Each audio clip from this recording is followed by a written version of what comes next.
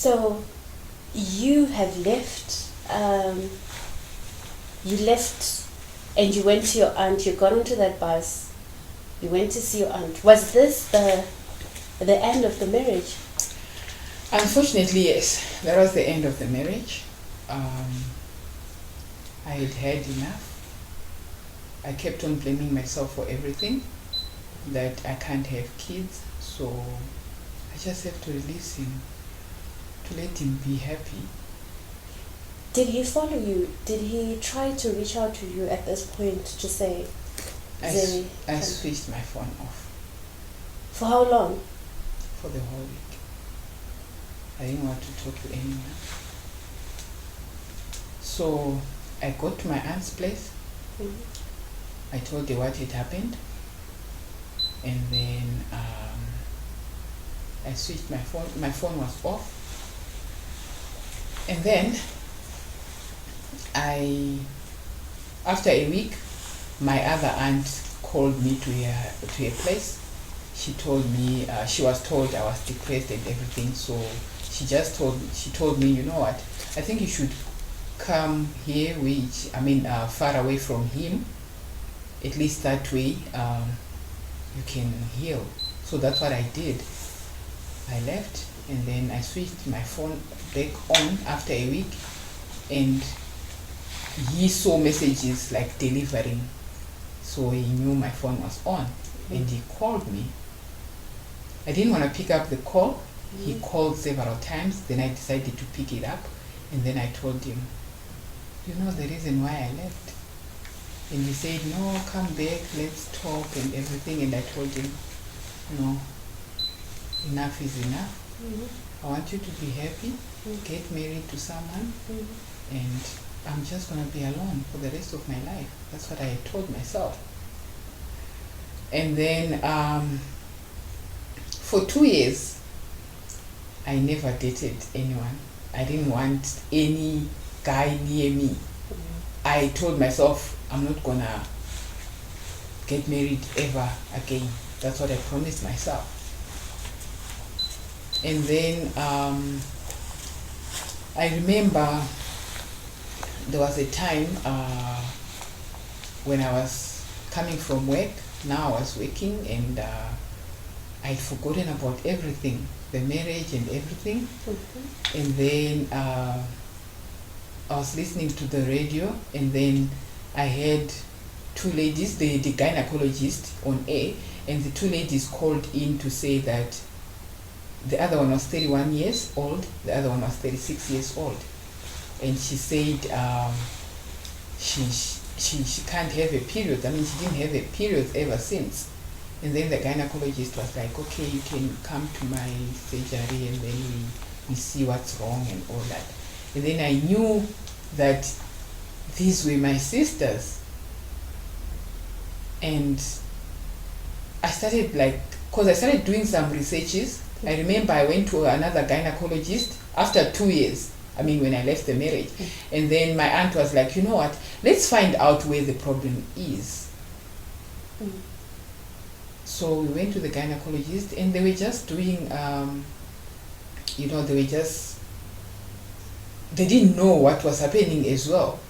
So they gave me some tablets, just to try and see if it's gonna work. It was a trial and error.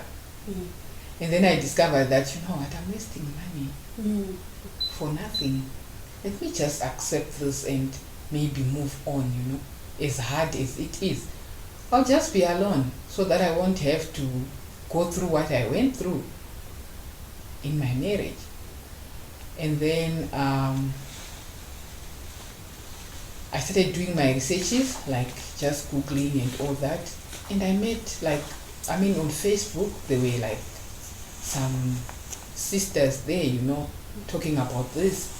And that's when I was convinced that, okay, so I've got this condition, I must just go to the gynecologist just to confirm if it is like that. So I went to the other gynecologist, and they even did the scan and everything, and they also told me, yeah, no, we can't see a womb. So you don't have a womb, you were born without a womb. Now I wanted to find out what is the condition, what's the name of the condition. So I discovered that it's called MRKH. And so I went on doing my researches, and I met like people from different countries on social media. And so I decided to write a book. I decided to get out of the closet. Yes. Because people were just assuming, and I would lie just to fit in. Going to when ladies meet, they'll be asking each other questions.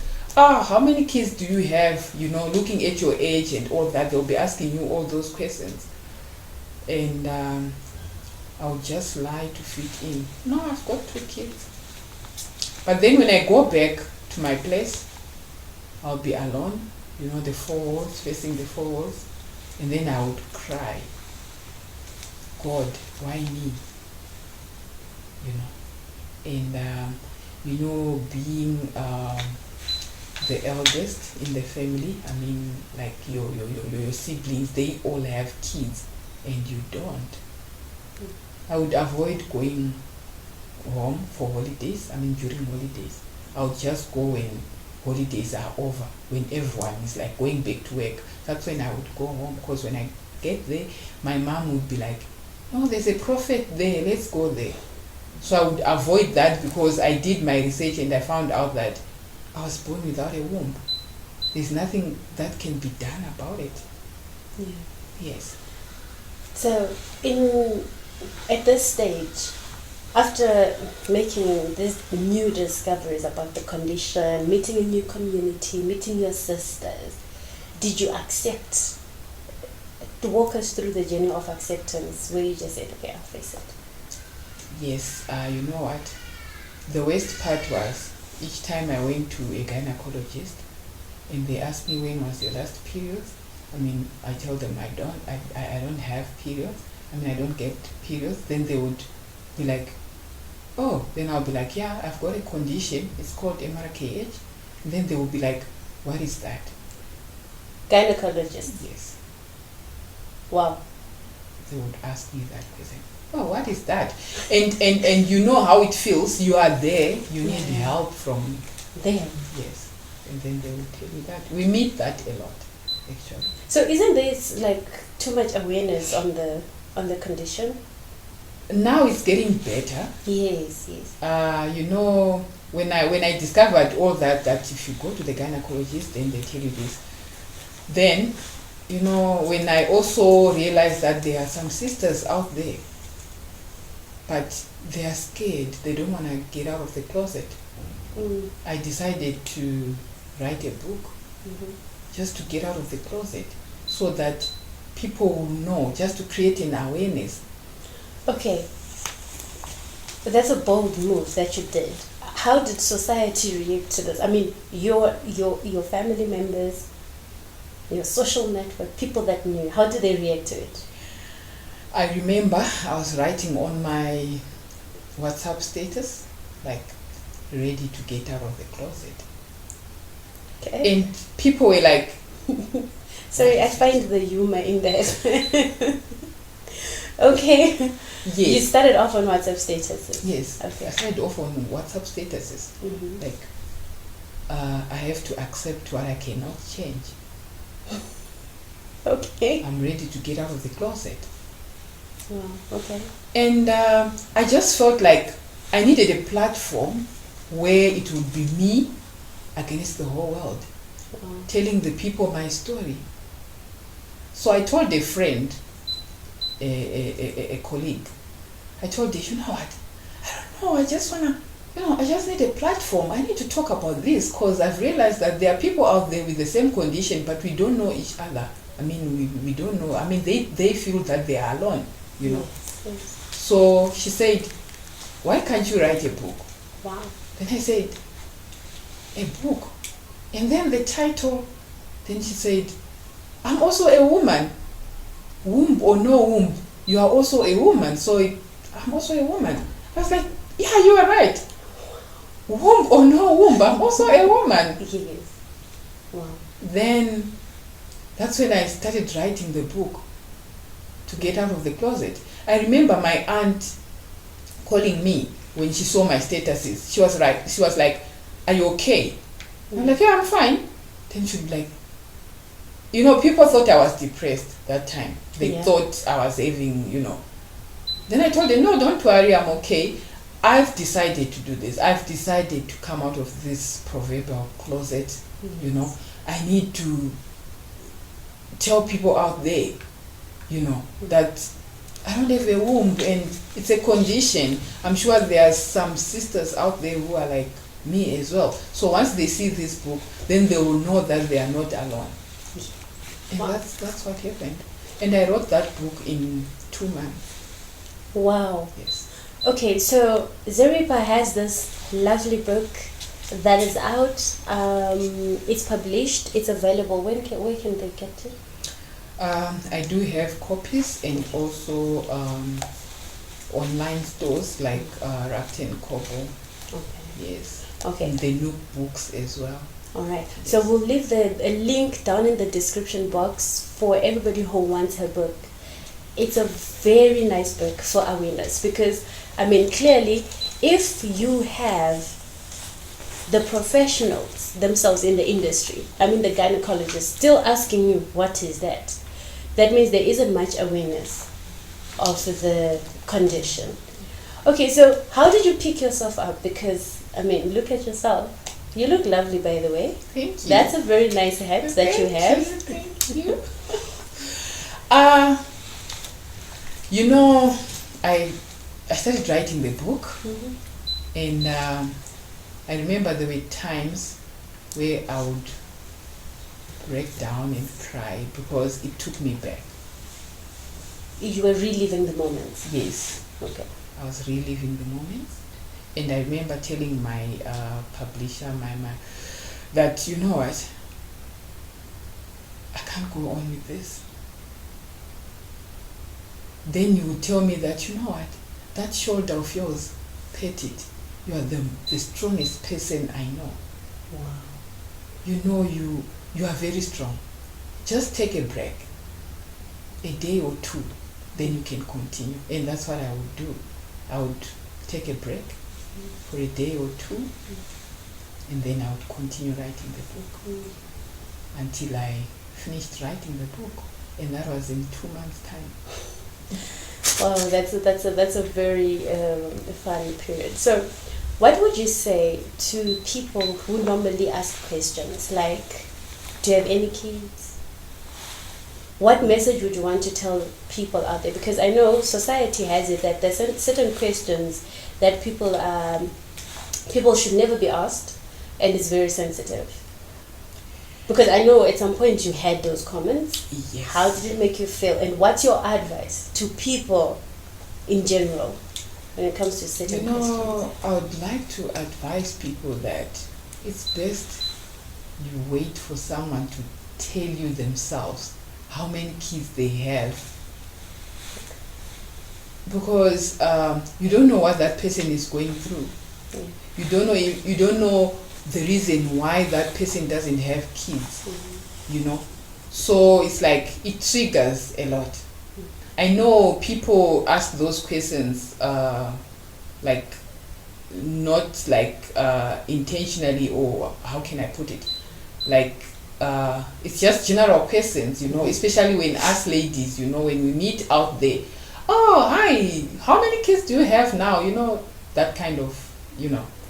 Yes. So it's really, you just have to, I think you just have to wait for someone to tell you how many kids they have.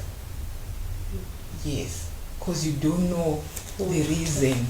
You don't know what that person is going through. Even, asking a person like these questions like, "Oh, your kid, your son is like 5 years old now and you still don't Have another one." Yeah.